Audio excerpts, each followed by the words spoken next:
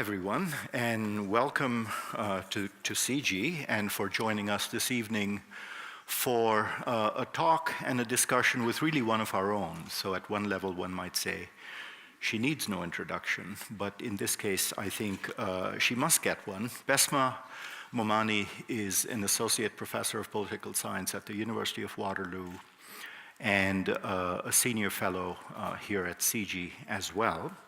Bessma has devoted her academic and public career to two streams, in fact. One has been Middle Eastern development, and the other has been international political economy with a focus on the financial system. And that in itself is quite unique in some ways. The other thing I'd say about Bessma is that, as you would all know, she is also a public intellectual and takes the time to write and speak in ways that we all understand and puts her ideas out there so that we can interact with her and with them. And that's something that's often not done as consistently as it should. And Bessma's been doing it for quite some time. The reason I mentioned all of those streams is because I think they all come together quite nicely in the book, which is the focus of the discussion this evening, The Arab Dawn, Arab Youth, and the Demographic Dividend They Will Bring.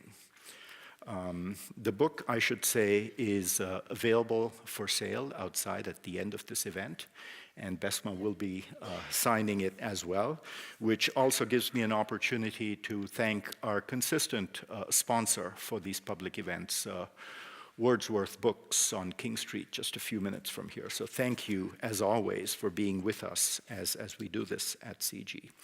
Bessma is also involved with the Trudeau Foundation, where she received an award recently to examine how diversity plays in Canada and how it alters, I guess, the way Canadian economic and social performance might be.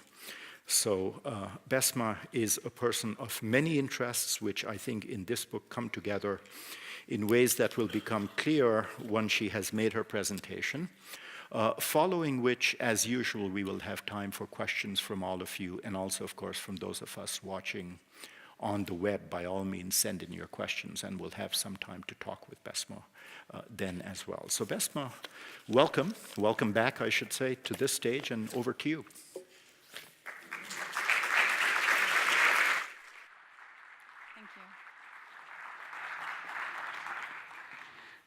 Thanks, everybody, especially coming out on a cold night. I really appreciate it. So, people always ask when I had a chance to talk about this book why I did this. And to be honest with you, it was a labor of love. And I know that's really odd to say about a book.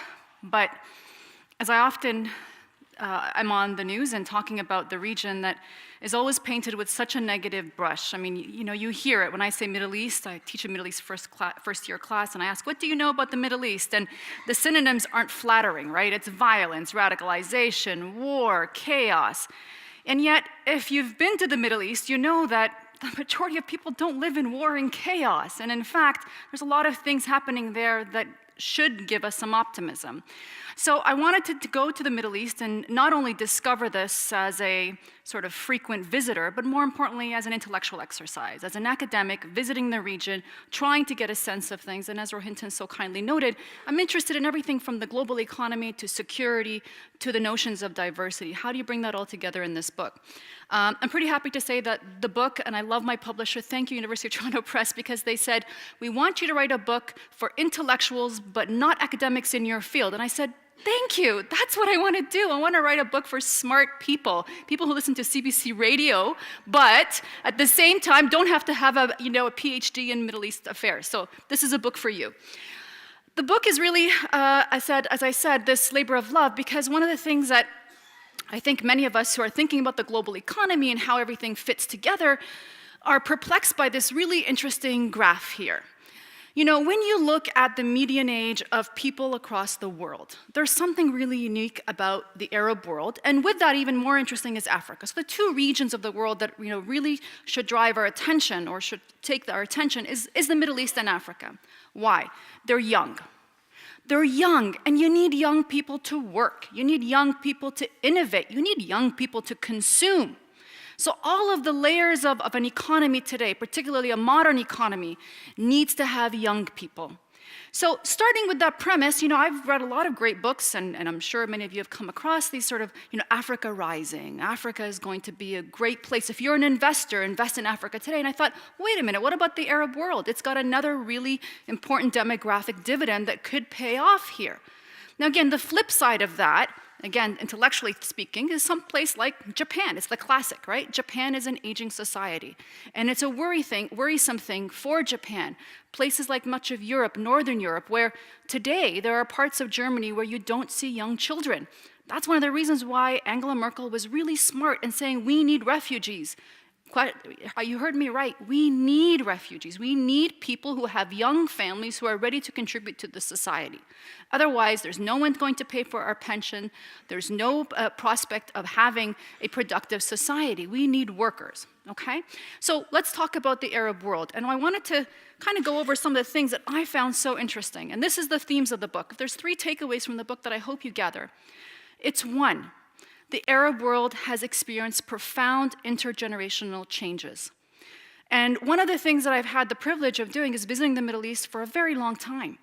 And when I visit the Middle East, I can see changes in values and the way people talk about everything from power to economy to society. And I wanted to bring that all in. So bear with me, if you read the book, one of the things that I do is kind of take you along almost like a journalist or a traveler. It's not quite The Lonely Planet, but it's close in terms of giving you a flavor of what's going on in the Arab world.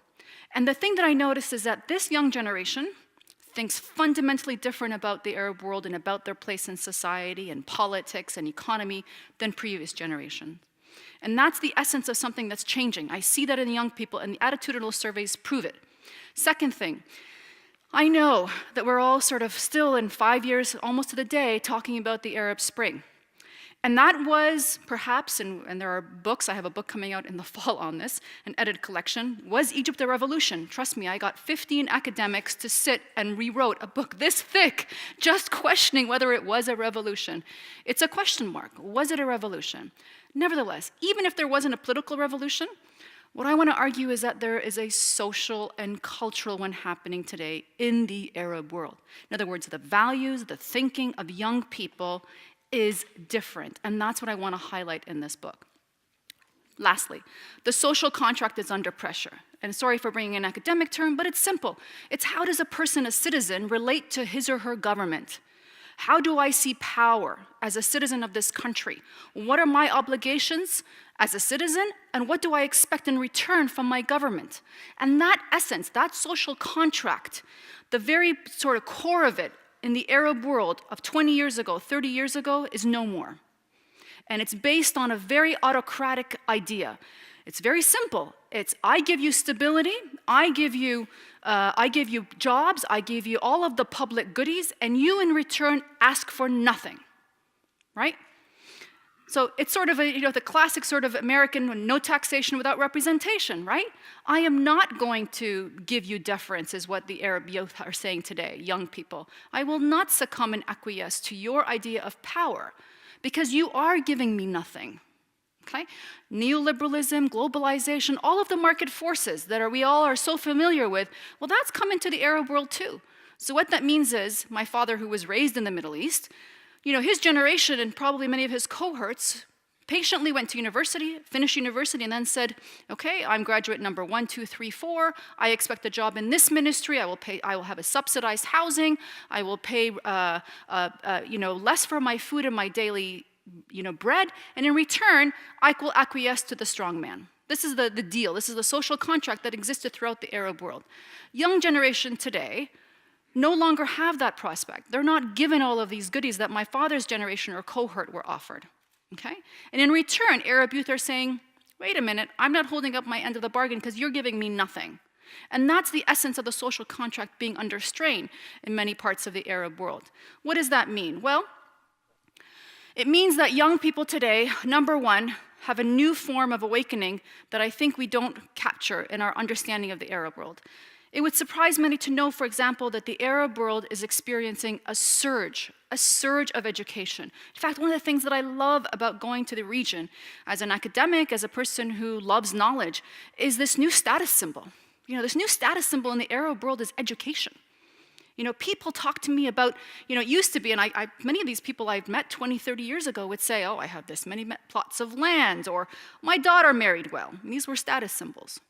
Young people today, and many of their parents and grandparents say, oh, my daughter went to the United Kingdom and has a master's degree. Or my other, you know, son finished engineering at this top university in this country. It's a new status symbol, and it shows. Not only did we see the fact that the doubling of universities, this is a huge number, think about that. Think about not just the investment, but the confidence of a young generation who now are surrounded by other people who are also educated. We're looking at the almost doubling of universities from in the 2000s of 178 to 398 universities today. We see one of the fastest rates of education growth, post-secondary education growth in the world is happening among Arab women. It would surprise you to know that 77% of women in the Emirates have a university degree. Today, in almost every campus across the Arab world, there are more women graduates than there are men. That's the kind of stuff that we don't get in the headlines, right? We sort of have this very sort of myopic interpretation of what's going on. The region is educated. And in fact, one of the things that I think explains the Arab Spring is this very essence of the idea that young people are confident, they're educated, and they want to participate in the political process. I mean, I heard this over and over again. I would meet with young people in Rabat of Morocco all the way to the Gulf, and they would say, you know, that person in government who says that he or she is you know, devising policy on my behalf, I have an opinion about that. And you almost hear the second sentence, I have a university degree. That person over there didn't earn their degree, you know, or they used their connections to get their degree. It's paperless, you know, it's a worthless paper. I have a university degree. I'm educated. I want to contribute to my society. That's the kind of, I think, confidence that comes with education. Now, there are plenty who will say the quality isn't the greatest. And, you know, there's something actually to that. I mean, I've done this on an academic scale, but, you know, it's not MIT everywhere. I know that. These are not the Harvards of the world. But what I'm saying is that it doesn't matter because it's the confidence that comes out of those university graduates. You know, you have to take one of the most beautiful sights is for you to go and see graduate day, you know, in universities when young people are graduating. It's not just that they're done and they're happy. There is a confidence. They hold their head up higher, right? That confidence, multiply that across the Arab world, and you're dealing with a generation who feels they got something to say and want to be heard. And that's the essence of the Arab Spring. That's the social and cultural revolution. We may not have the political revolution, but that's the social and cultural revolution that I hope you can capture in what I'm saying. And many governments are investing. I mean, this is just one of many, you know, potential investments. But one of the things that I found so interesting about the youth that I talk to is that they're hungry for more. They want to come get Western accreditation. They want to be here as a part of their education experience. And there's something there for us to think about as Canadians, right? This is something that we can do. We have great universities. We should be welcoming as part of a development project. If we really care about them, you know, improving the conditions of the Arab world, think about sponsoring a student. One of the things that I think was quite interesting in my research as well was that there's this great drive for entrepreneurialism. Right? This entrepreneurial sense that is now sort of taken over the Middle East is pretty phenomenal. And young people, again, just like as I said, my father's generation's cohort would have said something to the effect, I'm going to wait for job 1, 2, 3, 4. This young generation says, I'm not waiting for the government. The government is in my way. I'm the entrepreneur. I want to create my own business. I have an idea. And in fact, one of the most positive attitudinal support for entrepreneurship is in the Middle East. In other words, there's a social and cultural change happening in the region where people today are expecting and actually, more importantly, respecting young people who go out on their own. And that's really interesting. Even we have much lower attitudinal, sort of positive attitudinal rates towards entrepreneurialism. So Arab youth are going it alone. This higher sort of desire for entrepreneurialism, like I said, is greater than the global average. And they've got something powerful in there. You know, much of what I heard in terms of the entrepreneurialism is about creating apps. There's an app for that, right? We've heard that line. Well, they're doing everything from recently I heard about an app about how to avoid the morality police in parts of Saudi Arabia and Iran. I mean, there's an app for that, right? There's an app in Egypt on how to avoid traffic. There's an app, a great app actually, and this is not a good thing in the sense, but talk about the ingenuity of reporting harassment. Right? One of the things that women face in the Middle East more than anything is unsafe transportation. And so there's an app now for women can self-report, I'm on this bus, this is the problem. And through social media, what they're doing is actually other sort of, I think, let's say men who are progressive and fighting that phenomena very vehemently from the bottom up, come to the aid of young women who are being harassed on the bus. So they're using social media to get that kind of, like I said, this kind of scaling up of very interesting phenomena and making an app to really change their society from the bottom up. Why does this matter? Well, you know, the Arab world has really good connectivity. In fact, it's actually quite interesting because it has, short of a few other places in parts of Europe, it has a lot of connectivity. In other words, most young people are on 3G, now even 4G technology. Smartphone penetration is almost 100% in parts of the Gulf. In parts of the Levant of the Middle East, we're at 80%. That's a modern computer, right? And what they're saying online is one thing that is fascinating, because this is what has been missing in our sort of understanding of what's been happening in the Arab world. When we look at what's happening online, I tell you, and I had the privilege of actually not just looking at studies who are doing sort of a really big meta-analysis on this, but also looking at what is being said online, and it's really powerful. You know, youth are challenging their governments. They're going online, criticizing their governments, and they're doing so in really smart ways. You know, that as a political scientist, I can't help but say is inherently political, but doesn't say it, you know? So, for example, you'd be surprised to know this, but one of the largest users in the world per capita is of Twitter and of YouTube is in Saudi Arabia. Yes. And Saudi Arabia, what they do with the young people, create hashtag that basically, you know, in my terms, and I think in any sort of astute political analyst would say, is highly political and looking at how to keep governments accountable and criticizing governments. So, for example, there would be hashtag, one of my favorites is, "Where is my money, my brother?" And this would be a criticism of the monarchy, of basically corruption. And whenever there would be this glamorous photo or of a king doing something that was a little too indulgent, there would be hashtag, "Where's my money, my brother?" Right? Picture. You would have the floods of Jeddah, you know, hashtag Jeddah floods, criticizing government for the lack of services, right? In essence, going to the very core of this autocratic bargain.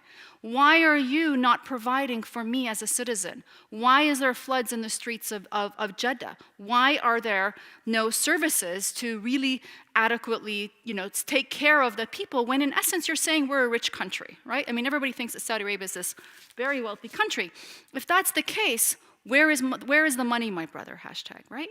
And that's something that I think is really interesting going on across the Arab region. Now, it's not to say that a lot of young activists aren't being imprisoned in a faster rate than ever before. Looking at Egypt, for example, it's not something that I think we should all celebrate. On the contrary, it's a very cautious tale of how things are really hard for young activists. But one of the things that I'm noticing is that the governments cannot keep up with these young people.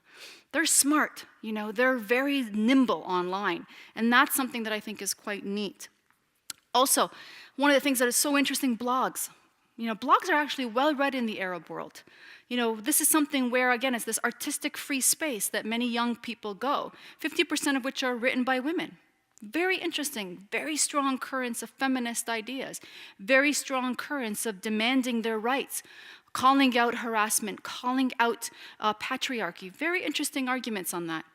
And finally, one of the things that I think we have to understand about the Arab world is that they want democracy. 92% of Arab youth want democracy. And this is something that I think goes against the grain of what you're often told, right? That somehow the Arab world loves the strong men. The Arab world wants to have this, you know, I think, this larger-than-life leader, you know, to provide stability. That's no longer the case. That very philosophy is being eroded in many parts of the Arab world. The last thing I really want to talk about is identity, because this is perhaps my favorite chapter in the book. And really, when I talk to young people, as a Western analyst, we have to admit our own biases. I was born and raised in this country, so even though I may say I feel connected to the Middle East in terms of lineage and definitely visit a great deal, but I come with my own Western sort of myopic view of things. And I would go to the Arab world and I would talk to these young people because we're sort of used to this sort of phrase, and I would ask questions like, so do you consider yourself secular or religious? And do you see yourself as Eastern or Western? And I would just get these smiles, and I realized after a while that was a really dumb question to ask, okay? They would just say to me, I'm both. I'm both Eastern and Western. And this is really interesting because I started to see a change and a trend. In fact, one of my favorite parts of visiting the region was sitting down in the salon, as it's called, talking to intergenerational groups. And I would see this young woman, often wearing the hijab, which we know in the Arab world is a resurgent thing. There are many young women who are wearing the hijab today. And what's interesting is, by far exceeding previous generations, so sometimes it's their mothers and their grandmothers who don't wear the hijab, but yet the granddaughter is, right? So I would sit and talk to them, and I would say to these families, and I would have a conversation and wonder, and I would hear the grandmother say things like, I fought in the 60s, and I was the one who fought for the right of a woman not to wear the hijab, and look at my granddaughter, look what she's doing, she's wearing the hijab. And it would just be so fascinating. You'd hear this young person, and she would say, I don't understand my grandmother. My grandmother was born of a time when you had to choose. You had to, either you were going to be, and particularly if you were in the socioeconomic elite, you could afford to be very secular in the traditional sense. Women didn't wear their hijab. Of course, many rural women did not have that choice. But nevertheless, the granddaughter would say something to the effect that, my grandmother sees things in very dichotomous terms. Her generation had to choose. Her generation was taught that philosophy that either you were secular and Western, or you were a person of religion, and the two shall not meet, so to speak. And so the young person would say to me, I am both. I feel very Eastern and Western. I have a hybrid identity. I wear a hijab, but I'm a feminist. Right? And these are sort of contradictions in our sort of intellectual, or not even intellectual, more like in our analyst terms. We are often using that phrase, and all of our language and analysis of much of the Arab world, we sort of pigeonhole countries, right? That's a religious country, that's a secular country. And it's not really like that. Many of the people that I spoke to, unlike previous generations, see themselves as a hybrid, and that's something that's quite unique. So what that means also for us is that we have to also think about how that translates into our conception of this new young generation. Okay, finally, I want to leave you on the case of Saudi Arabia, because Saudi Arabia, to me, if there's one place that I can prove to you there's a social and cultural revolution, it's in Saudi Arabia today. And you might say, oh my, because if there's any country that seems on the face of it, perhaps the most draconian, the most sort of, I don't want to use normative terms, but the country that really stands out. It's the only Arab country in the entire region of 22 countries that forces a woman to wear the hijab. It's the only country of the 22 Arab countries and all Muslim countries that prevents women from driving. So it really stands out. It's an outlier, right? It really is an outlier in so many ways. There is a social and cultural revolution happening in Saudi Arabia. I love this. This is a country that has gender segregation, official sexual segregation of the sexes, and 64% of young people want to marry for love. Do you know how hard it is to marry for love in a country where there's official segregation of the sexes? That's fascinating. A decade ago, the very same survey was done, and the numbers were 53% in 10 years alone.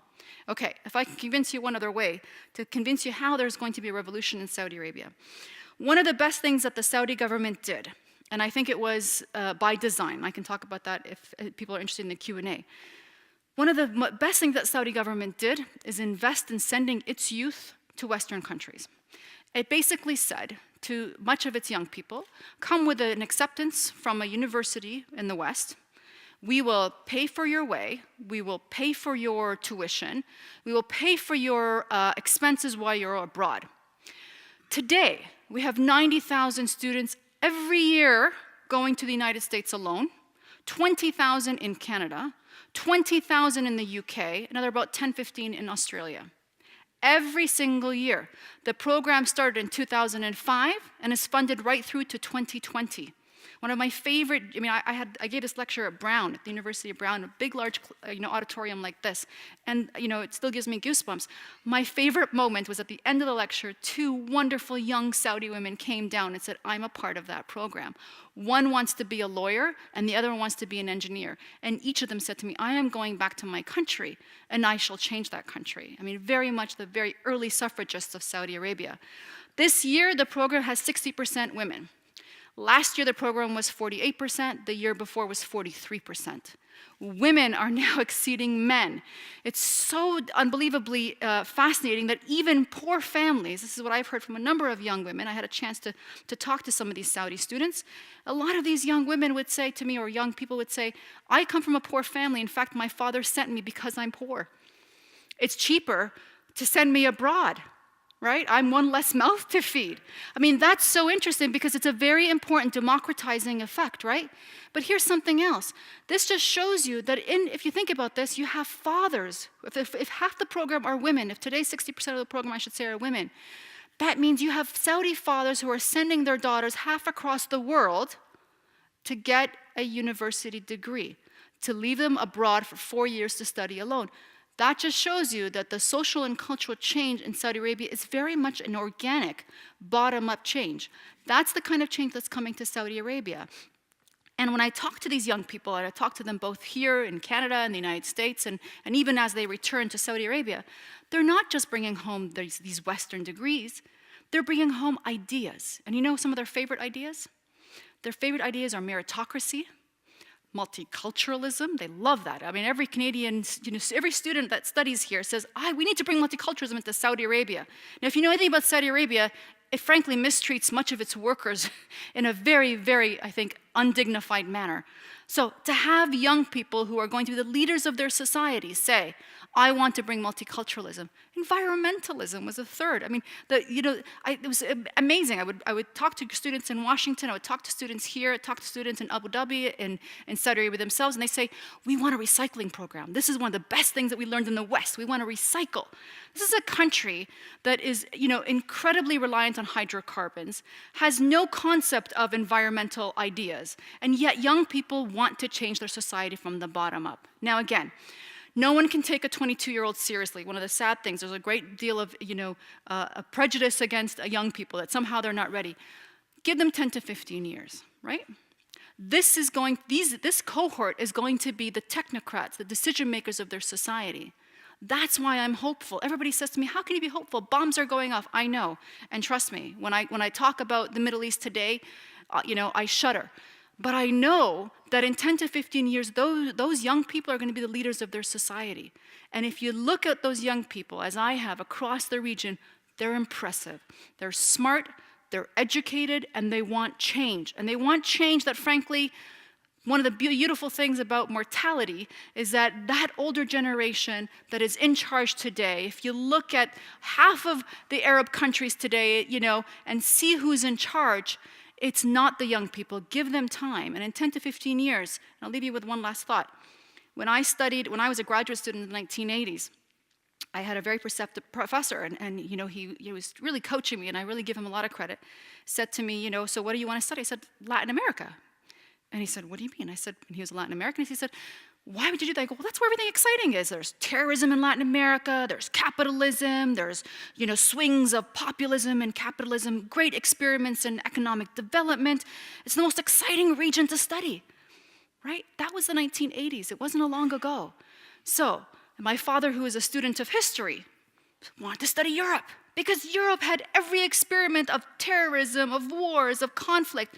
So all I'm saying is think about this, that intergenerational change is happening. The Middle East is not going to be what it is today. Give it time, and the reason why I'm hopeful is that there are young people who want to change it from the bottom up. So the Arab Spring is just the beginning. Young people, I think, are dynamic. It's a new generation, and I really hope you enjoy the book. It really wants to give you, or tries to give you this great sense of what's going on in the region by humanizing the region and not, I think, giving you the very, I think, sad picture that our media and news organizations too often give you. And thank you.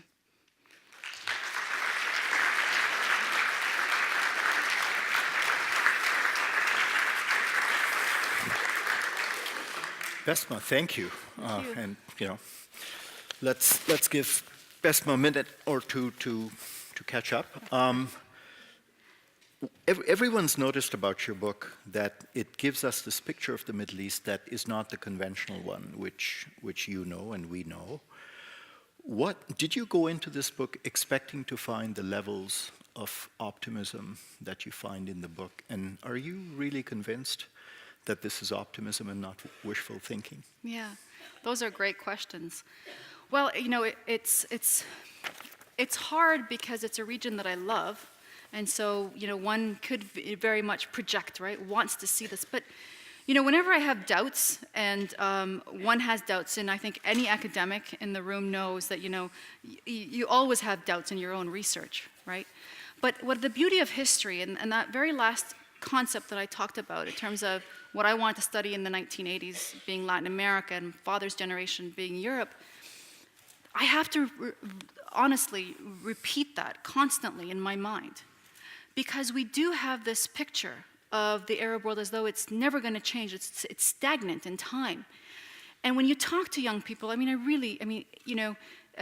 recall very vividly, in 2013, my husband, who is a great man, but after frustration with doing so many media hits that were all negative, I said to him, I need to go to the Middle East. And he said, why? I said, I'm really depressed. He said, that's not usually what people say. When they say you're depressed, I need to go to the Middle East. But that's exactly what I needed. I need to go and see these people and talk to them. And you do. And when you go there, you see an incredible amount of resiliency. You see an incredible amount of ingenuity. And you see these faces of young people who are so bright. I mean, you can walk into any environment and talk to young people, and you think you're holding a conversation with this really intelligent and eloquent New Yorker. I mean, you just get so, and sometimes even really interestingly, I noticed that a lot of them had this New York accent. And I was, once asking these young people, I said, are you sure you never traveled to the U.S.? And they said, no. I said, well, you have this accent that is so vividly kind of New Yorker. And they said, well, I watch a lot of Friends. And they do. They really get their accent from English television, So this is an impressive group. They're young and smart, and we just, I think, have sadly dehumanized the Arab world. I mean, 380 million people, and when we describe the Arab world, we have this awful image that is so not reflective of the people on the ground. It's really quite sad. Mm-hmm. Tell us about the person you've dedicated the book to. Oh, my. That's a hard one. So I dedicated the book to this young Syrian boy who really was the reason why the revolution happened. And Hamza Khatib was a young boy in the small town of Daraa. It's a town where my parents are from, a town not too far away from that, on the other side of the border, nevertheless. And this young child, 13 years old, was taken from the protest against the abuse and kidnapping of a previous group of young kids, and his body was mutilated by the Syrian regime. His body was castrated. He was cigarette butts were put out on his body, and that picture went viral.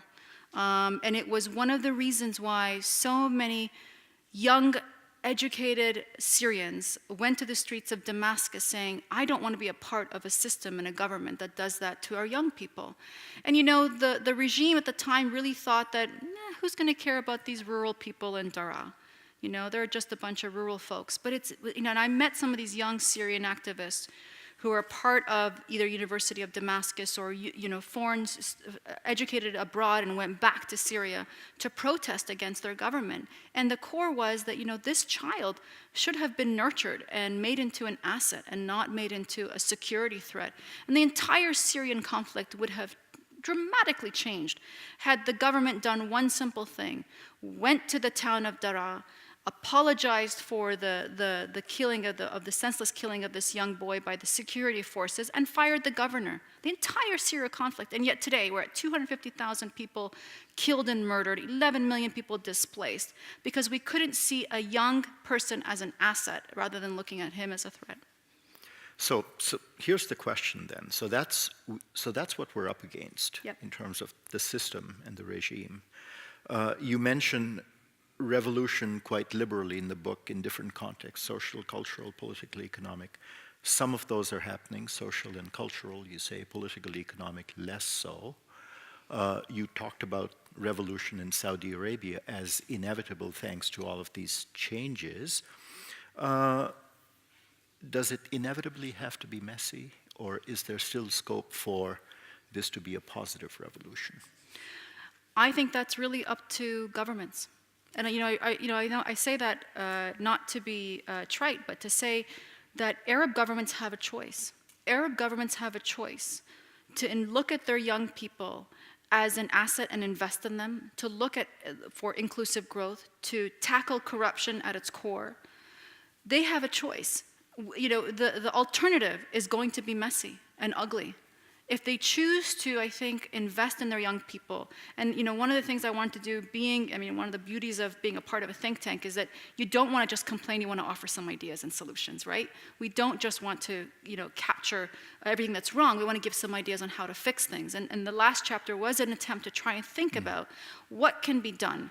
And a lot of it is economic. And I know this is not just because, a hammer sees a nail, and being a political economist that this is my fixation. But young people repeatedly also said in many surveys, give me economic opportunity.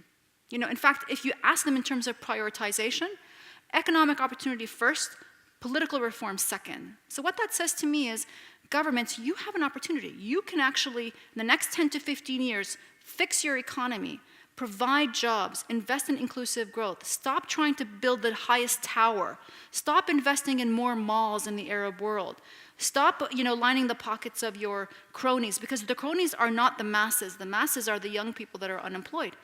So Arab governments have a choice. Do they take it? I don't know, but it's all in their hands. I think that one of the things that the Arab Spring was about was an awakening in the sense that not only is blame localized, because young people said, I'm not going to blame all of the isms. I'm not going to blame globalization. I'm not going to blame neoliberalism. I'm not going to blame Zionism. I'm not going to blame the West, Americanism, for all my problems. You in the capital, you in the parliament, are the one governing this country. You have a choice. One of the things I always hear from young people is, why can't we be like any other country? Why can't we be like Singapore? Why can't we be like this? Why can't we be like other developing countries? What's wrong with us? Why can't we create a country that is a modern emerging market economy? We have all of the tools at our disposal. That's a policy choice, right? And I know governments would much rather take the scapegoat and say, oh, it's Western this, it's, the flavor of the day is Islamism, blame it on the Muslim Brotherhood, rather than saying that, no, there's serious problems in corruption and the way you govern your society. That's what needs to be changed. So I don't have a crystal ball, but I do hope that governments take, I think, the advice, some of it very intelligent advice coming from very good agencies that are saying, you have a problem that you need to fix. And I hope that they do take it up. And again, the hope was in the last chapter was to try and provide some of those policy ideas that I think are really quite valuable for the region. Mm-hmm. You mentioned Singapore and the different models out there. And as you know, 3 colleagues and I, including David Malone, did a book on development ideas 2 years ago. And one of the things that struck us is when you go around the world and ask people, who would you like to be like? They're not saying we want to be like Norway or we want to be like Canada. They often evoke Singapore, South Korea, Chile is another beacon. Can you either generalize by region or by sets of countries and give us a sense of what models inspire them? Well, quite interesting, there's actually a survey on that. And so one of the things that young people were asked is, if you could go anywhere, right? If you could go work and live anywhere, where would you go? And number 1, they said the United Arab Emirates, right? It was number 1. Number 2 at a point was France. I think that if the survey was done post Charlie Hebdo, it might be lower. Number 3 was the United States. But that's really interesting. So they really want to go to a country that's Arab. They want to be in a place, and one of the things about the United Arab Emirates, I mean, there's a lot of great things about it. Economic opportunity. There is a limited sense of meritocracy, particularly among much of the foreign workers that are there. There is the sense that, okay, if you work hard, you will be recognized. There's a rule of law. It's not democratic, right? I'm not saying that they don't want democracy. We know they want democracy, but they also want economic opportunity first. So, sort of the reverse of that is they could go to the United States and become American citizens and vote, but they know that their economic opportunity to live well is probably going to be a lot harder struggle than it is if they went to the United Arab Emirates. So that's really interesting. It says a lot about, I think, the perception in the Arab world that it's still about economic justice. They want to have the opportunity to shine. That's the thing that it really, I mean, that sounds, again, cliche, but they just want to shine. They want to be recognized for their skills, for their talent, for their intellect, which, by the way, that whole value, that's a very Western liberal value, right? It's this Western liberal value of achievement as opposed to a ascriptive value, right? The flip side of that is, well, you get ahead by your sect, by your clan, by your religion, by your last name, your father's, all the pedigree, all of the others. They don't want anything to do with that anymore. They're tired of that kind of ascriptive values in terms of how to get ahead. They want achievement. They want meritocracy. They want to be recognized for their talent, which again is part of that social and cultural revolution that my father's generation's cohort didn't expect. They all said, okay, well, I come from this northern part, so I might get a job second to the person from this tribe because, they're more important than my tribe. And that's the kind of thinking that's passé in the Arab world. So we have a question or two on the web. We'll get to it. I'd invite you to, as usual, go to one of the microphones and feel free to ask a question. Please introduce yourself, as always. And while folks do that, still on the subject of opportunity and the future, I think you say at the end of the book that Arab countries need to generate approximately 5 million jobs a year between now and almost forever. Where do you see the engine of that job creation coming from? Well, it has to be the private sector. And this is the dilemma that Arab governments have, right? Because they are not attracting the private sector to their countries as long as they keep, I think, a fight against these elusive enemies in their own country. So it's a double-edged sword. So much of, you look at Egypt as a perfect example, the most populous Arab country, and it has these economic summits trying to get private investment to come and invest, but it can't do that when it has 40,000 people in its prisons. I mean, this is not just a country branding problem, but the reality is companies do not want to go and invest in a place where not only is the contract not secure, which is an important part of the challenge that businesses have, but more importantly, you just had this young, if anybody followed the news, this young Italian PhD student that got kidnapped on the streets of Cairo and brutally beaten up by the police services. That's or allegedly, sorry, don't call me out on that. That's the kind of thing that I think much of the private sector will be watching and I think are more cognizant of, that they cannot go and invest in countries as they used to. I mean, this is the thing that I think is the beauty of social media, is that companies and that corporate social responsibility is really important to companies themselves now. They can't enter these spaces like they did 20, 30 years ago. So one of the things that I think we see in the Arab world is that they need to make a choice. If they want to choose, I mean, again, the onus is so much on governments, but if they want to attract the kind of private enterprise, if they want to get, because there is no capital amongst governments to be sort of the engine of growth, especially outside of the oil-rich countries. So they need to have private capital come in. And private capital will come in when they're able to fix not just the optics of being open for business, but more importantly, actually act like they are a country that respects their citizens. That's really at the core of it. Now, it's not the only engine of growth, but I think that that's the one that we have to capture. And what I would say to that is, I'm very passionate about this, that actually the Arab world, if you want to look at sort of a place to invest, if you've got an idea, if you've got a product, back to the very first slide, You can't sell your product to Europe in 10 to 20 years. You don't have a consumer base. If you're going to build hospitals, if you're going to build bridges, if you're going to sell a widget, if you're going to manufacture a widget, you need a young population, right? So there are investment opportunities potentially in the Arab world because of demographics, but that's something that governments can harness, or they can, frankly, waste away, and it's back to the government's responsibility. And we'll come back to that in a bit. Do we have a question at this end? Hi, my name is Ed Wise, and thank you very much. This is really enlightening, amazingly enlightening. So, you may have answered this a little bit already in the last 2 or 3 minutes, but what struck me is about Saudi Arabia, and it's kind of what's in it for the monarchy, what's in it for the leadership there when they allow their citizens, especially women, which is amazing to hear from them.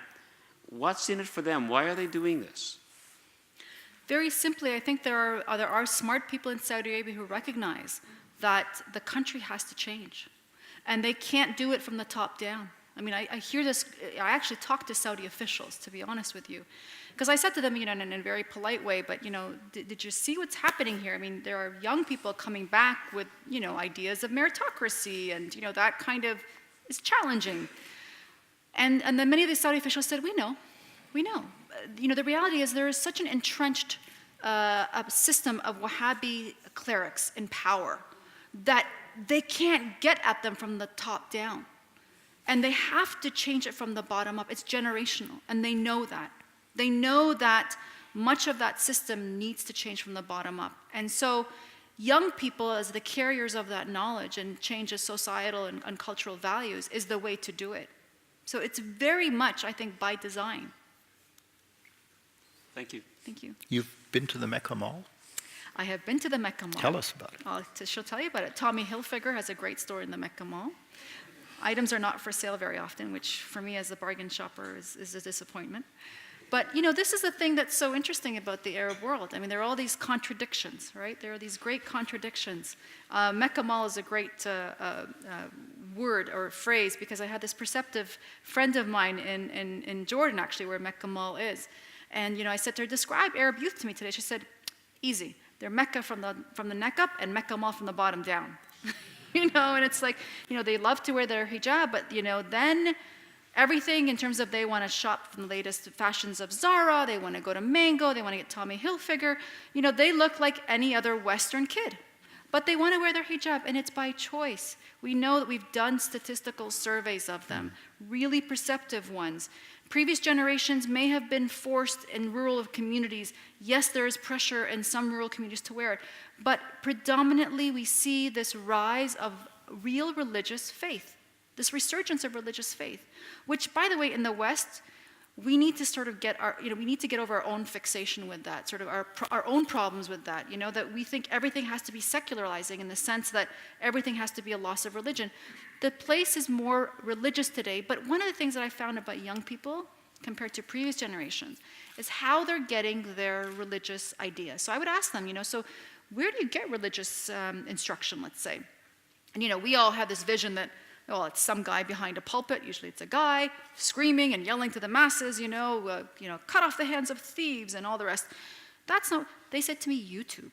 And I would say, oh, wow. And they would say, oh, you should check out this guy and that guy. And these are what I would call evangelical preachers. There's no other word for it. Because these are young people, not dressed in, sort of clerical outfits. They're young 25-year-olds. Sometimes they're on the beach giving this beautiful sermon, talking about the love of God. And it's not the preaching, screaming, yelling of a previous generation. It's sort of like, again, if I can give contrast, the hierarchical sort of Catholic Church model versus this very, I think, sort of evangelical, young, sort of, I don't know what the word is, but it's almost focusing on spirituality, rather than sort of the wrongs and don't do this and don't do that, which is the way the previous generation was taught religion. Values rather than dogma. Absolutely. Yeah. Okay, so Jennifer has written in and is asking you, how can we bring positive energy of social cultural revolution to the political arena, and how can educated Arab youth counter ISIS? And I'm sorry, that's not Jennifer, that's Tamiva. Yeah, thank you. No, that's a great question. In fact, I think the one constant question I've had from people is also, but what about ISIS, right? The trope that's often, thrown at us, it's a problem, don't get me wrong. I spend too much time, at least in terms of my media presence, talking about this terrorist organization. But one of the things about, I just want to bring out this statistic because this really stands out to me. ISIS at its sort of today, we know that there's probably about 30,000 fighters, maybe 25, if you look at the latest sort of CIA estimates, 25,000 fighters. Even if you take the high side of when they were at their height and zenith, right, there were 50,000 fighters, many of which were foreign, but let's just take the argument that many of them have Middle Eastern roots. The Arab world is 380 million people. Do you know what that translates in numbers? That's 0.00001% of the Arab world. If we take ISIS and factor in of the 1.6 billion Muslim world, we're talking about what is described to me by a good friend of mine in New York City, said, there's 150 in this one block alone, 150,000 people. So we're talking about a third of a block of New York City. And we make it sound as though it is the entire region. It's not. Don't get me wrong, it's a cancer. There is so much effort to basically eradicate this from the bottom up, but it cannot determine the Arab world. We cannot equate the two. They're really not statistically, significant, if I could be frank. If I could think about this sort of from a scientific perspective. But what Arab youth are doing online to counter ISIS is fascinating. I think one of my favorites is comedians. The Arab world, the young people are uploading videos like never before, and their videos are making fun of ISIS. Do you guys ever see that Snicker ads? There's a Snicker ad that says, have a Snickers and you'll feel yourself again. And you would have this actor who would be let's say grizzly-looking actor, and they give them the Snicker and they become this tame little Robin Williams, right? Well, they're doing the same kind of joke about ISIS fighters, right? That you have an ISIS fighter sitting in a group with other ISIS fighters, and one of them was like, oh, maybe we should just love and be merry and everything. I said, oh, you're not yourself. Have a Snickers, and the guy has the Snickers, and all of a sudden he has this turban on. He's like, okay, I'm ready to fight. That's one of my favorite little strips. They're making fun of them. Comedians are having such a great time with this, ironically, because the ideology, their values, everything they stand for is in contrast to what any Arab youth wants. Arab youth today, they just want to, it's cliche, they just want to have fun. They want to live. They want to be, any other young person that you would, come across. They have this amazing dynamism to want to live. And to see these ISIS fighters, hijack their identity and be representative in the minds of so many Western media and other analysts is pretty sad, because they don't really reflect much of the attitudes that I see in many of the young people around the world. So Jennifer had written in previously to ask, how do Arab youth see military service now in the post-Arab Spring era, and what does military service represent currently? Yeah, so conscription in the Arab world is almost done. Very few places have conscription. There are a few, Egypt is one of them. And Egypt has an interesting case because, it is generally something that many poor families have to do, but a lot of elite families can pretty much buy their way out. So it is really very discriminating. But I think that there is a feeling. At one point, there was a feeling that this Arab armies were of the people. In fact, something that was quite popular during the Egyptian Revolution. The people and the army are one. And that slogan comes from that the army was really for national service, whereas the police were the enemies. There was always this distinction, particularly in Egypt, where the police were the ones that were often the most corrupt and often abusive, but in fact it was the military that was more honorable and served the national pride. The sort of role that Arab armies are playing today is quite interesting, and I think that in some cases, military service is not just not being pursued. In fact, the conscription the rates are gone down. But the whole sort of philosophy of the army as being the institution that they would go to for a good job and for a good education is really in decline. And so we can see that there are attitudinal changes even on that. Military service, it was, and even Latin America, by the way, I mean, again, back to my own Latin American experience, the military was always where, was the engine of growth. It was progress, all the best institutions, whether it was hospitals, whether it was, all the other sort of other services that the military would offer were some of the best in the country. And that's really failing. In fact, when we look at just some of the surveys that have been done of Arab youth, what's quite interesting is a declining interest, steep decline in interest in working for the public sector at all. And part of that is because they say, I'm a bright, worldly person, and the public sector, is anything but, right? So there's this great desire to work for the private sector, much more than the public sector, because the public sector is just seen as, kind of my father's generation thing to do.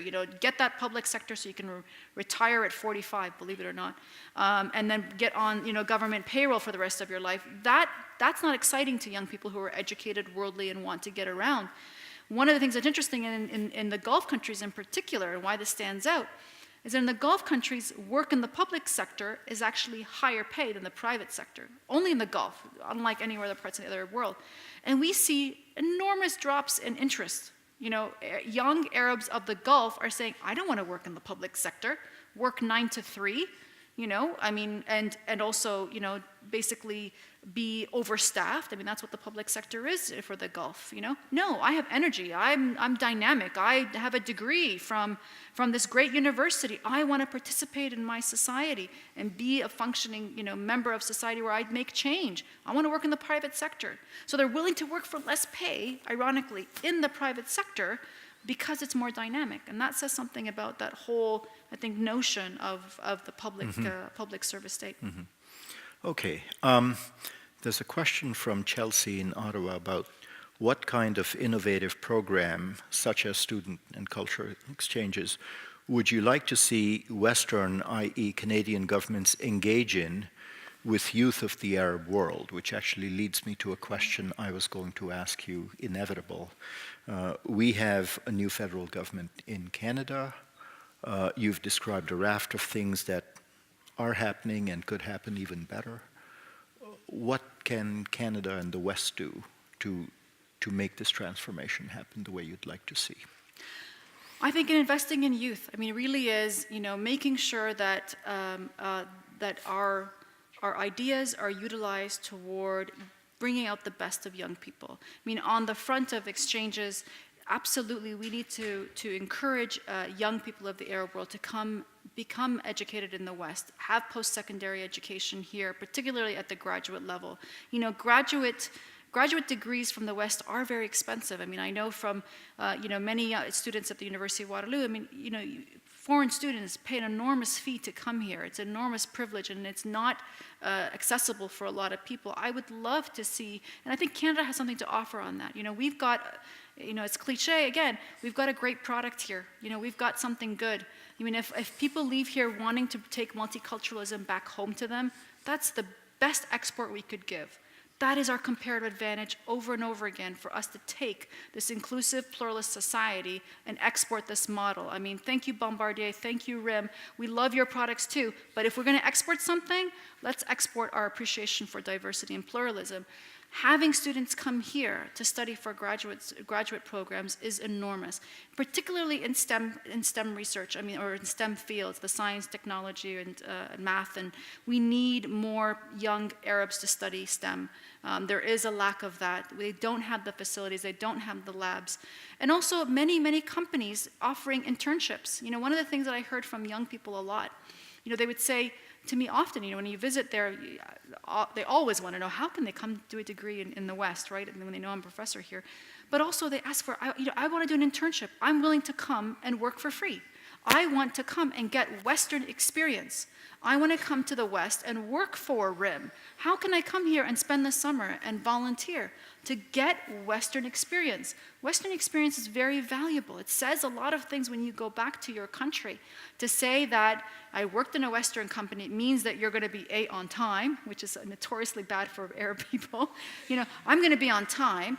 I'm going to work hard. I know how to work in teams. I mean, all of the great things that come with the sort of the notion of working in a Western company. So we could offer that. I mean, that's something that we can do, offer young people the opportunity to improve their resumes. I mean, this is something that every young person wants, but it's something that it costs very little to us, right? And it's something that I think that we can do to, again, professionalize this young person to go back to their places, their country, and excel. The other thing, too, that I often hear, there's a lot of entrepreneurs in the Arab world, but they want models, they want mentors. And it's not always easy for them to come here. So why can't we send them there, right? I mean, it's really difficult for a lot of young people, a 22-year-old man or woman who's single, to come get a visa to come to Canada. It's not easy, or the United States. But why can't, if Silicon Valley wants to do something about, the Arab world and really cares about the Arab world, send your top guys over there. Guys and girls, send them over there. Do a training seminar with them. Give them a certificate. Give them a 1-week certificate, of Google Ed. They would love that. That's the kind of stuff that we can do that I think hopefully, with corporate social responsibility will be important for many Western companies, and we can do with relatively very little cost, but can be an enormous difference for many of those young entrepreneurs, those young people with those apps. They want to know how to scale that up in the terminology of entrepreneurs and technology, but they need mentors, they need ideas, and we have that here in the West, and I think we can provide that. By the way, you mentioned apps, and you mentioned the app about harassment. There is a Canadian connection to that. In fact, fantastic. that Harassmap is the app began as a project at Canada's International Development Research Centre, IDRC. Fantastic. Was behind that, and then of course with local partners. But there are ways in which we can engage Absolutely. in this new way of doing things, which often doesn't get sung. But Harassmap has an IDRC. Yes, I'm indeed. even more proud of that app. And my former organization, so that's why I know that. Anything else, Bessma, on what Canada should be doing in the region? Well, I think that, I just hope, and I'm privileged that I do get called to Ottawa every once in a while, and it's just about, let's not securitize everything when we talk about the Arab world. We need to move beyond thinking about the Arab world just through this lens of security. I don't want to be called to Ottawa just to come tell them about how to fight ISIS. I want to be called to Ottawa to say, well, how do we invest in young people? Right? So we need to have that. I think that requires an entire attitudinal change, a public discourse, a change in our thinking about our region. It's not easy, I know, and it's, again, very difficult for us when we turn on our television to not see what we're given. But, I often have to flip this around in my first year class that I give in Middle East Studies at the University of Waterloo and say, if young people, or if I should say Arabs and Middle Easterners turned on their TV and only watch news about the United States, and their only time that they hear about what's going on in the US is when there's a school shooting, they might think that all Americans hate kids. Which, which is absurd, right? We know that. But, that's, if that's the one image they get of the United States. And I tell you, there are people, in the East who are very afraid when they travel. They say, oh, I might get shot in the middle of the street. There's school shootings. I could be anywhere, and they might just open fire on me. That kind of, again, it's a wrong view of a great country of the United States, which is, it's got its everything, right? So let's give that same courtesy, if you will, to the Arab world, which is more than just ISIS, which is more than just war, which is more than just conflict. There are people there, and there are lots of nice people, great people, and it's a great region. Do visit it, because you will fall in love. Not only the great food, but there are great people there. And so I hope the book is that Lonely Planet guide. I may have made this talk a little more academic than the book is meant to be, but I promise you the book will hopefully entertain you and give you a sense of what's going on in the region. So they shouldn't just watch Republican presidential debates either. Yeah, I didn't want to use a Trump example, but that's true. If they thought all of America was Donald Trump, they would make a lot of my friends in New York very upset, because it's not. Right. He's not your typical New Yorker at all. You have time for a couple of more love questions. Stephen Fisher. I'm a history teacher from Stratford, just down the road. Question, as you look across the Arab world, that sweep across North Africa and the Middle East, and the hope of the Arab dawn, are there one or two countries in particular that you look at as being perhaps, I mean, perhaps an authoritarian regime, but perhaps some insight that maybe those might be potential or a model that might follow in these footsteps and might be a beacon to other nations? Yeah, I mean, well, I do have to disclaimer that none of them have achieved perfection. I mean, no one has, right? But, you know, there's no perfect country.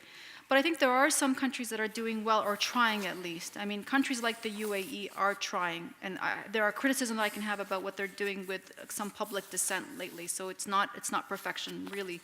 There's a huge caveat in talking about these model cases. I think Jordan, I think Morocco, Tunisia are trying. I mean, they're trying to see that there is potential there in their young people and investing in them. But you know, it's early days, because I think one of the things that you can see from all of those cases is a country like Tunisia, which is the only democracy today in the Arab world, although one could add Lebanon and the Palestinian territories as secondary to that, but with their own problems. There is, I think, an attempt in Tunisia to really be the model Arab world. And so one of the things, in fact, you know, you ask what can Canada do, the entire international community want to keep Tunisia, you know, functioning as a country that's the beacon of the Arab world. Because, you know, so much of us have seen, you know, obviously a great deal of bloodshed to see the vision of the Arab Spring come to fruition. And so I think one of the cautionary tales there is not to forget Tunisia, too. I mean, we do need to have more investment in Tunisia. We need to think about how we can help this country. And I'm really happy to say that I know that the Canadian government and many other governments around the world are trying to think about how to help businesses come to Tunisia. But you know, it's fraught with challenges, and no shortage of that is the recent terrorist attack that happened there. You talk about youth-generated content as being one of the drivers of the discourse in the region.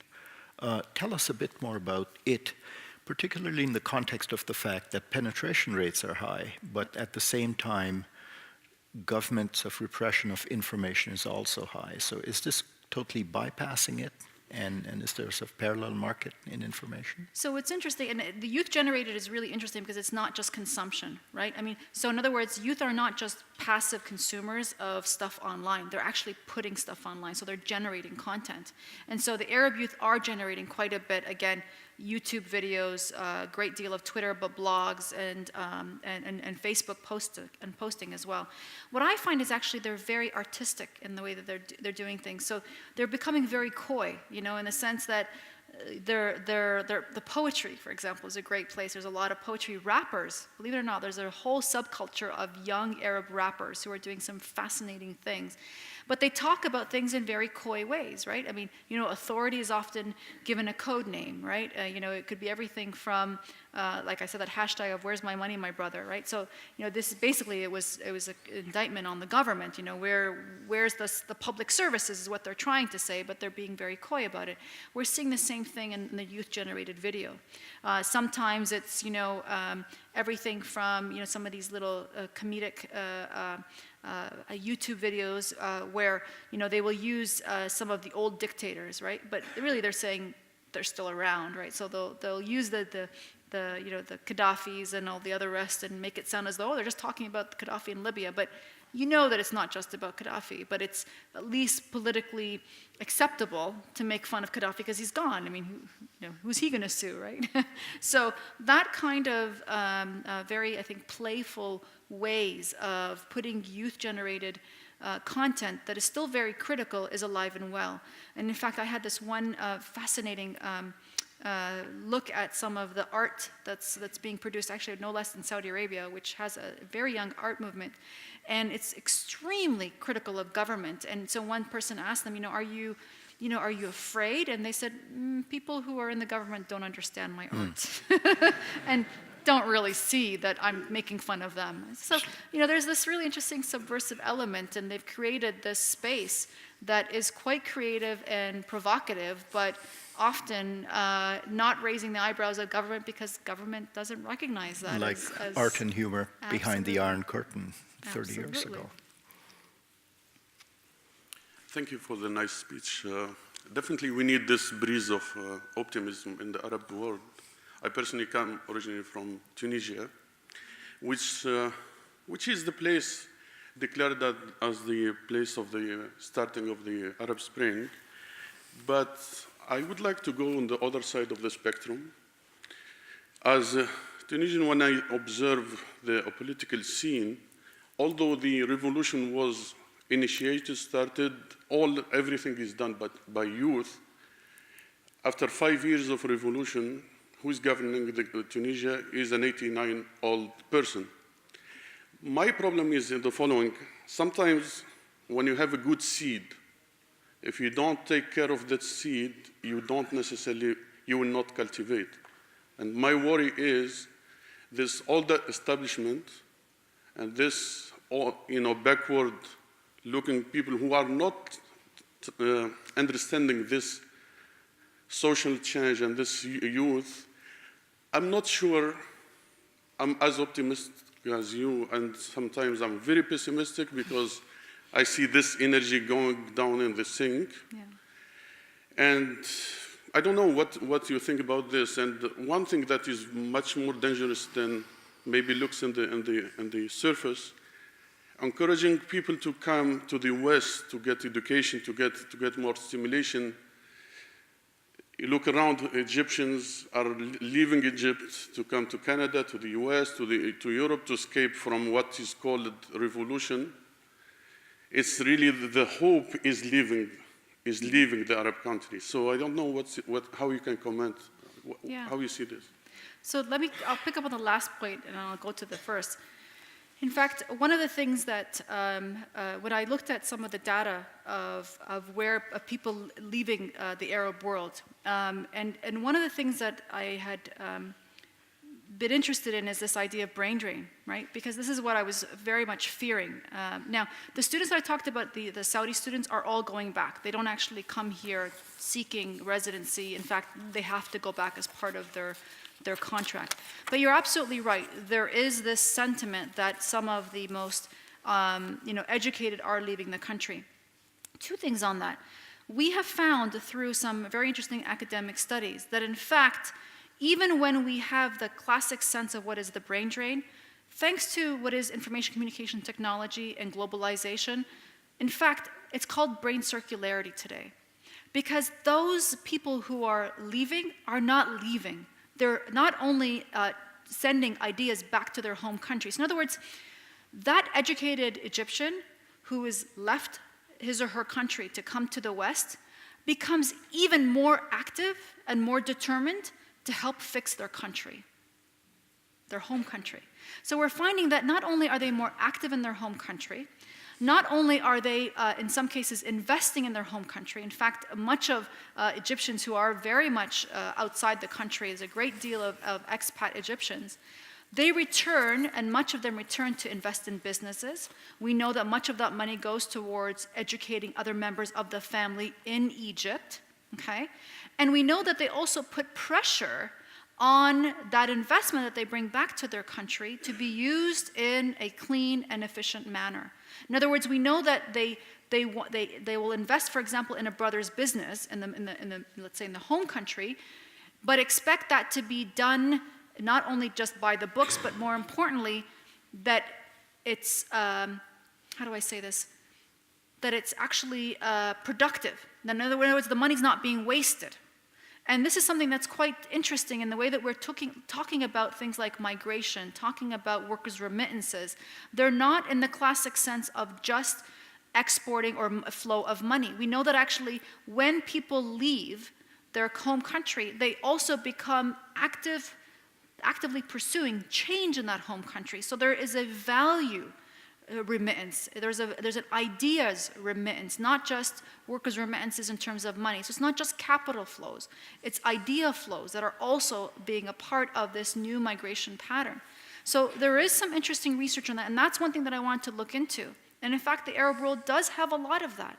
You know, when we look at much of the Arab youth that, for example, are going to Europe today, and you know, if we look at the North Africa, often they're going to go to Europe. Much of Egypt is mostly coming to the West. Sometimes they're even going to the Gulf. And I wanted to question that. Is this a loss for the Arab world? And at first blush, we're in this paradigm, this old idea that it was always a brain drain. But if you look at it through the lens of brain circularity, which says that these people invest in their country, they expect better governments, they may even push their Western governments to now be more cautious in investment. So, for example, some of the most, I think, critical of let's say the CIGI government are now Western Egyptians who say we can do better, right? So they're not passive. You know, it's not this, as I often say, you know, when my father immigrated to this country in the 50s, it was a one-way journey. I mean, he literally thought he was going to the West, and that was it. It was bye-bye. You could talk to them maybe, you know, as he told me very fondly, every 2 to 3 months, he said I would save 2 weeks' pay to be able to call his parents. You know, I have a cousin that recently immigrated to Canada, and I say she never left. I mean, she's been here for 2 years. And this is the new transnational movement. They don't necessarily immigrate without having 1 foot here, 1 foot there. She has her iPad open, and she's cooking with her mother on Skype.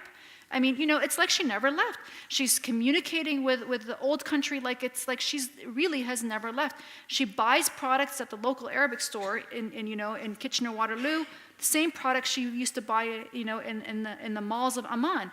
So what that means is that this circularity of brains, or this flow of people, is not a one-way kind of movement. It very much is circular. And she will put pressure. I mean, as a person, she is not, when she goes back to that country, she is going to bring back money sometimes. She is going to want change. She may invest in her brother's businesses, and she will want certain things of that country, demand better things for that country than my father's generation, because he only thought of himself as a one-way journey. So, I mean, that's actually, believe it or not, it's one of the chapters in the book, this idea of what does it mean that we have this growing diaspora of Arabs who are now in the West, obviously not just the refugees that we see coming in both Europe and America and Canada, but also globally. Is this a good thing or a bad thing? And I actually argue it's a good thing, because I think that they will, in fact, put more pressure. And I'm sorry I'm taking perhaps too much time here, but you know, I saw this, for example, I was in Morocco, and I spoke to many young, very interesting young people who worked at the central bank. And many of these young people were actually educated in France and were recruited in France to come back to Morocco, to work in Morocco. And you know, it was actually one of the best investments that the Moroccan central bank did was in going to France, looking for the diaspora community of French-trained, smart people, and say, come back to your country, work for us, bring these great principles of central bank independence, and bring it here. I mean, that's very valuable and very interesting, right? That's the kind of, I think, circularity that we need to think about. Similarly, I had the pleasure of meeting your Prime Minister, Mehdi Juma. And you know, one of the things, and as you know, he was for 20 years in France. And one of the things that he said to me that was so interesting is that his whole cabinet were all people that lived in France in the diaspora. And he said, I took my entire cabinet from Moroccans who lived in France, Tunisians who lived in France, and brought them to Tunisia because I knew they were clean. I knew that they had no place in the corrupt system that existed before. But more importantly, they had some of the values, the liberal Western values that I want, right? Which is meritocracy, which is transparency, etc. Now, I know that Tunisia has strayed from those times. And, you know, I think that there is a lot of criticism that should be laid on the Tunisian government today. But I would not give up on them, because I know in 10 to 15 years, Tunisia will, I shouldn't say I know, I hope and I pray, that it will be a success story. But it's the Tunisian young people that I meet all over the globe who, by the way, fascinating, you know, work that I've seen that actually, do you know that Tunisians got the right to vote? You as a Tunisian now have the right to vote in your parliament, right? Because it was Tunisian people in the diaspora who fought for that and said, we send home lots of money, we are an important part of your economy, we want the right to vote. right? So just by virtue of you having the power to vote, that means that circularity is at work. So, to end, Thank Bessma, you. I'd like to ask you, what country or thing, having sort of done this book and more, what country or thing worries you the most, and what country or thing leaves you with the most hope? The country that worries me is Egypt, which, is not an easy country to ignore because it's the most populous Arab country, so it stands out. I mean, it's 90 million people in a region of 380 million. But it's quite troubling. That said, I see change even in Egypt today. That sort of, for lack of a better term, love fest with Sisi that was really high 2 years ago is starting to really peter out.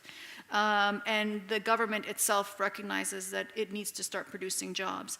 What I hope that will happen there is that they wake up to realize that making the Brotherhood, for all its ills, still count for 10% of the population. I mean, these are card-carrying members. I mean, not just supporters. 10% of the population, which is almost 10 million people. You cannot make 10 million people the enemy of the state. You can't win that, I mean, frankly.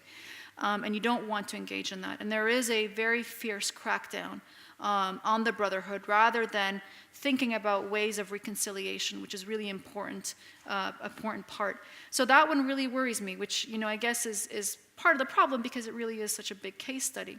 Where there's hope, I do think Morocco, Tunisia, Jordan, the United Arab Emirates, there's hope, and I'm actually really hopeful about Saudi Arabia, which it's the one taking the most baby steps, but has obviously starting from, I don't want to say zero, but below zero in terms of where it started, particularly on social rights.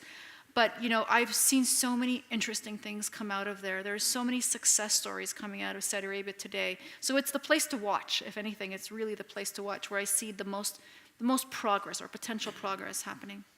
And we hope with you, because I think back to, you mentioned the Southern Cone in the 70s. Yes, absolutely. The Eastern Europe in the 80s, Southeast Asia 2 generations ago, and Absolutely. it was very easy to not be hopeful. Absolutely, it really was.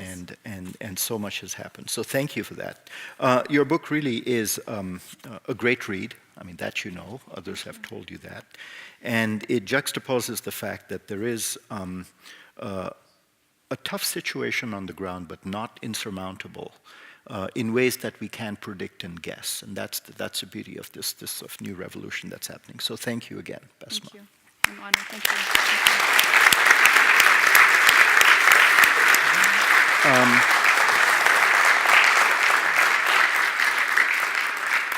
So, by all means, join Bessma outside for if you want to learn more about the book.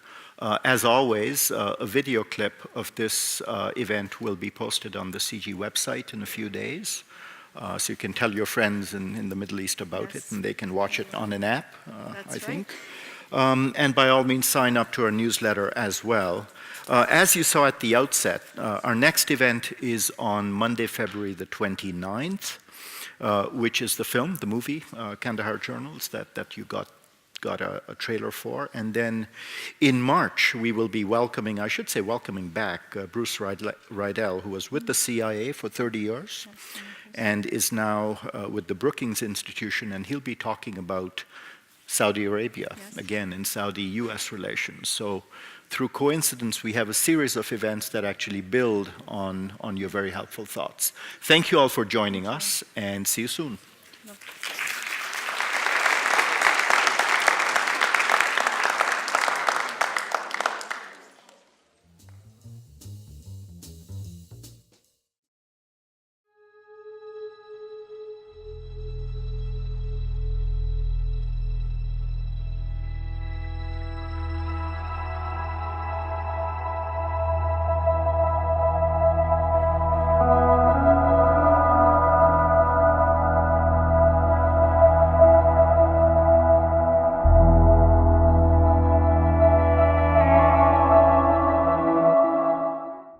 Market forces that we all are so familiar with, well, that's coming to the Arab world too.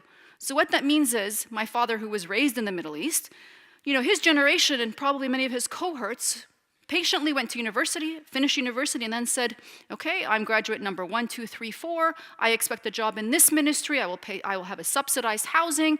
I will pay less for my food and my daily bread. And in return, I will acquiesce to the strong man. This is the deal. This is the social contract that existed throughout the Arab world. Young generation today no longer have that prospect. They're not given all of these goodies that my father's generation or cohort were offered. Okay? And in return, Arab youth are saying, wait a minute, I'm not holding up my end of the bargain because you're giving me nothing. And that's the essence of the social contract being under strain in many parts of the Arab world. What does that mean? Well, it means that young people today, number one, have a new form of awakening that I think we don't capture in our understanding of the Arab world. It would surprise many to know, for example, that the Arab world is experiencing a surge of education. In fact, one of the things that I love about going to the region as an academic, as a person who loves knowledge, is this new status symbol. This new status symbol in the Arab world is education. People talk to me about, it used to be, and many of these people I've met 20, 30 years ago would say, oh, I have this many plots of land, or my daughter married well. And these were status symbols. Young people today, and many of their parents and grandparents say, oh, my daughter went to the United Kingdom and has a master's degree. Or my other son finished engineering at this top university in this country. It's a new status symbol, and it shows. Not only did we see the fact that the doubling of universities, this is a huge number. Think about that. Think about not just the investment, but the confidence of a young generation who now are surrounded by other people who are also educated. We're looking at the almost doubling of universities from in the 2000s of 178 to 398 universities today. We see one of the fastest rates of education growth, post-secondary education growth in the world is happening among Arab women. It would surprise you to know that 77% of women in the Emirates have a university degree. Bessma will be signing it as well, which also gives me an opportunity to thank our consistent sponsor for these public events, Wordsworth Books on King Street, just a few minutes from here. So thank you, as always, for being with us as we do this at CIGI. Bessma is also involved with the Trudeau Foundation, where she received an award recently to examine how diversity plays in Canada and how it alters, I guess, the way Canadian economic and social performance might be. So Bessma is a person of many interests, which I think in this book come together in ways that will become clear once she has made her presentation.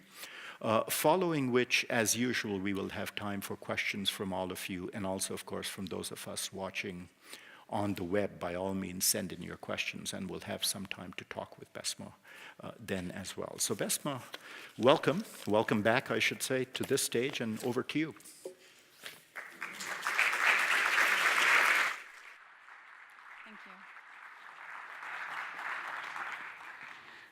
Thanks, everybody, especially coming out on a cold night. I really appreciate it. So, people always ask when I had a chance to talk about this book why I did this. And to be honest with you, it was a labor of love. And I know that's really odd to say about a book.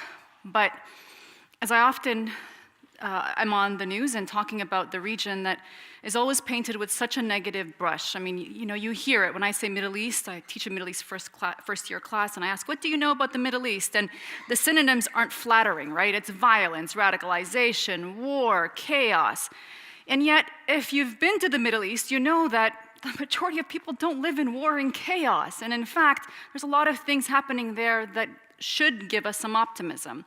So I wanted to go to the Middle East and not only discover this as a sort of frequent visitor, but more importantly as an intellectual exercise, as an academic visiting the region, trying to get a sense of things. And as Rohinton so kindly noted, I'm interested in everything from the global economy to security to the notions of diversity. How do you bring that all together in this book?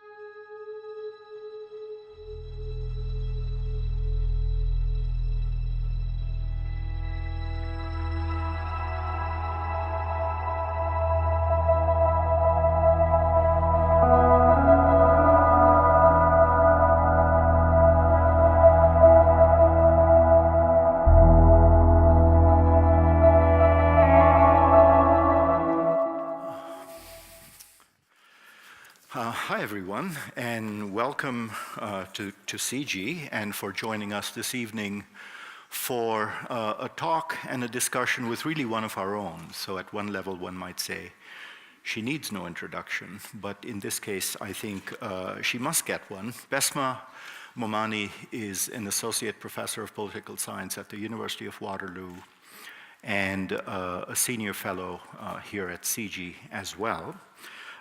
Bessma has devoted her academic and public career to two streams, in fact. One has been Middle Eastern development, and the other has been international political economy with a focus on the financial system.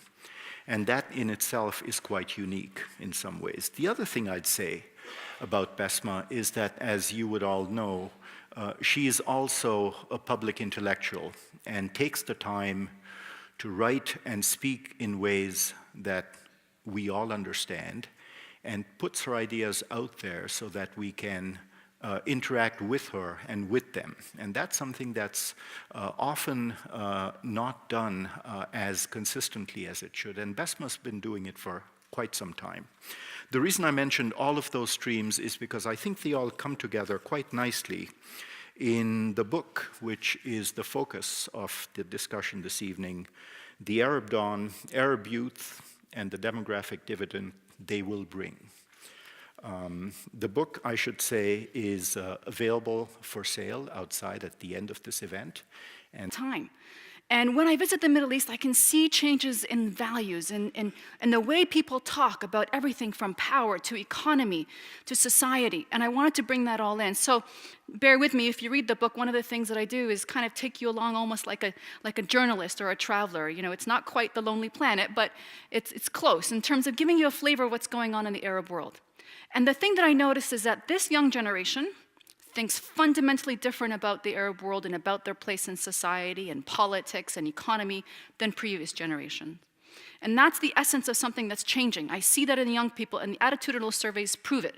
Second thing, I know that we're all sort of still in 5 years, almost to the day, talking about the Arab Spring. And that was perhaps, and there are books, I have a book coming out in the fall on this, an edited collection, was Egypt a revolution? Trust me, I got 15 academics to sit and rewrote a book this thick, just questioning whether it was a revolution. It's a question mark. Was it a revolution? Nevertheless, even if there wasn't a political revolution, what I want to argue is that there is a social and cultural one happening today in the Arab world. In other words, the values, the thinking of young people is different, and that's what I want to highlight in this book. Lastly, the social contract is under pressure. And sorry for bringing an academic term, but it's simple. It's how does a person, a citizen, relate to his or her government? How do I see power as a citizen of this country? What are my obligations as a citizen, and what do I expect in return from my government? And that essence, that social contract, the very sort of core of it, in the Arab world of 20 years ago, 30 years ago, is no more. And it's based on a very autocratic idea. It's very simple. It's, I give you stability, I give you jobs, I give you all of the public goodies, and you in return ask for nothing, right? So it's sort of the classic sort of American no taxation without representation, right? I am not going to give you deference, is what the Arab youth are saying today, young people. I will not succumb and acquiesce to your idea of power because you are giving me nothing, okay? Neoliberalism, globalization, already happy to say that the book, and I love my publisher, thank you, University of Toronto Press, because they said, we want you to write a book for intellectuals, but not academics in your field. And I said, thank you, that's what I want to do. I want to write a book for smart people, people who listen to CBC radio, but at the same time don't have to have a PhD in Middle East affairs. So this is a book for you. The book is really, as I said, this labor of love, because one of the things that I think many of us who are thinking about the global economy and how everything fits together are perplexed by this really interesting graph here. You know, when you look at the median age of people across the world, there's something really unique about the Arab world, and with that, even more interesting is Africa. So the two regions of the world that really should drive our attention or should take our attention is the Middle East and Africa. Why? They're young. They're young, and you need young people to work. You need young people to innovate. You need young people to consume. So all of the layers of an economy today, particularly a modern economy, needs to have young people. So starting with that premise, I've read a lot of great books, and I'm sure many of you have come across these sort of, Africa Rising. Africa is going to be a great place. If you're an investor, invest in Africa today. And I thought, wait a minute, what about the Arab world? It's got another really important demographic dividend that could pay off here. Now again, the flip side of that, again, intellectually speaking, is someplace like Japan. It's the classic, right? Japan is an aging society. And it's a worrisome thing for Japan. Places like much of Europe, Northern Europe, where today there are parts of Germany where you don't see young children. That's one of the reasons why Angela Merkel was really smart in saying we need refugees. You heard me right. We need refugees. We need people who have young families who are ready to contribute to the society. Otherwise, there's no one going to pay for our pension. There's no prospect of having a productive society. We need workers, okay? So let's talk about the Arab world. And I wanted to kind of go over some of the things that I found so interesting. And this is the themes of the book. There's 3 takeaways from the book that I hope you gather. It's 1. The Arab world has experienced profound intergenerational changes. And one of the things that I've had the privilege of doing is visiting the Middle East for a very long